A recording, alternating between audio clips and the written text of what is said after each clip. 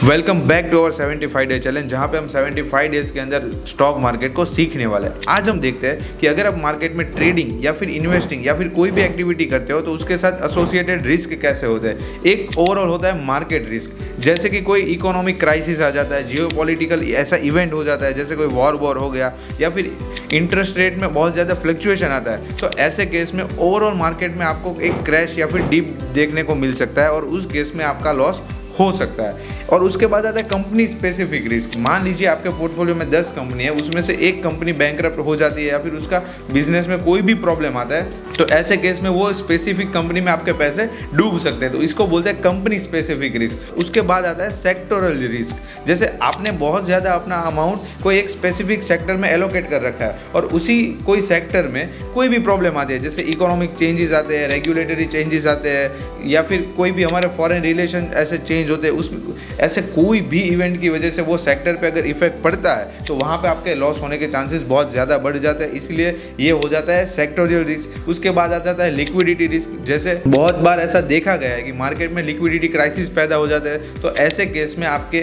Overall risk बढ़ जाता है। उसके बाद आता है करेंसी रिस्क, जैसे हमारी जो करेंसी है वो अदर कंट्रीज के करेंसी के अकॉर्डिंगली अगर बहुत ज़्यादा डेप्रिशिएट कर जाती है तो उस केस में भी आपका लॉस हो सकता है। उसके बाद आता है इन्फ्लेशन रिस्क, अगर आपको रिटर्न भी मिल रहा है साल का 12-15% और उसी हिसाब से हमारा इन्फ्लेशन भी अगर बढ़ रहा है 12-15%, तो उस केस में एंड ऑफ ईयर आपके हाथ में कुछ इतना एक्सेसिव पैसा नहीं आ रहा है कि जिससे आप कुछ और एक्स्ट्रा चीज़ें खरीद सके। तो ये सारे रिस्क एसोसिएटेड होते हैं with the stock market investing.